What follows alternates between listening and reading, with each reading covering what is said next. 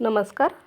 तर आज आपण बघा शेतामध्ये आलो आहोत. मस्त अशी ही हरभऱ्याची ताजी ताजी भाजी न्यायसाठी. तर मी गावाकडे आले होते आईकडे आणि आम्ही दोघी बहिणी शेतामध्ये आलो आहोत. तर छान अशी हिरवीगार ही हरभऱ्याची भाजी दिसत आहे, तुम्ही पाहू शकता. तर तीच आम्ही दोघी बहिणी मिळून आता खुडत आहोत. घरी जाऊन याची छानशी एक चटपटीत चमचमीत अगदी झटपट कमी साहित्यामध्ये आपण भाजी बनवणार आहोत.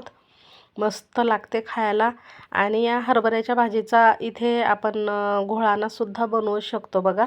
मस्त अशी हिरवी मिरची, लसणाची पात, कोथिंबीर टाकून, चवीनुसार मीठ टाकून याचा घोळाना पण छान बनवता येतो.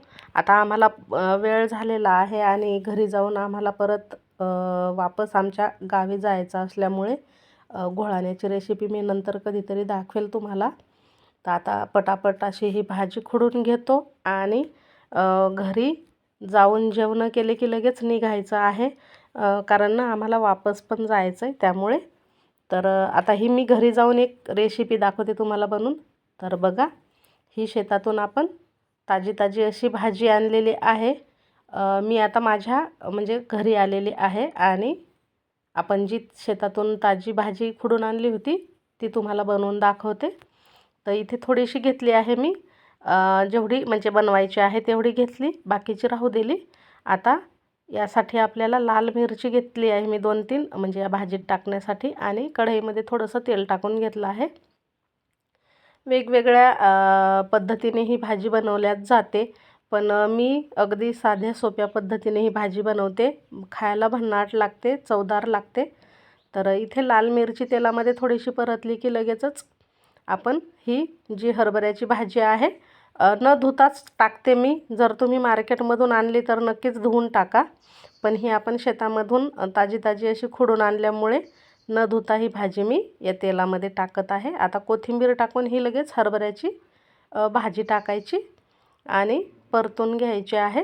थोडीशी भाजी परतल्याच्या नंतर यामध्ये चवीनुसार मीठ टाकायचं.